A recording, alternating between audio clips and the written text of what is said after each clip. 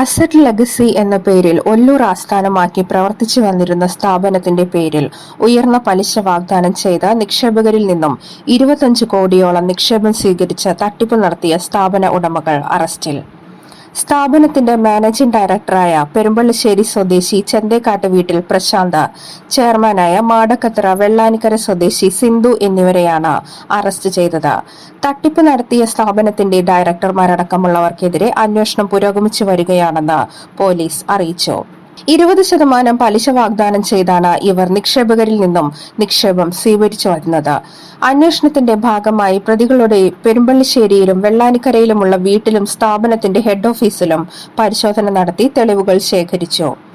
60ഓളം നിക്ഷേപകരിൽ നിന്നായി പണം സ്വീകരിച്ച ശേഷം കഴിഞ്ഞ 1 വർഷത്തോളമായി പലിശയും മുതലും തിരികെ നൽകാത്തതിനെ തുടർന്ന് ലഭിച്ച പരാതിയുടെ അടിസ്ഥാനത്തിലാണ് ഇവർക്കെതിരെ കേസ് രജിസ്റ്റർ ചെയ്തത്.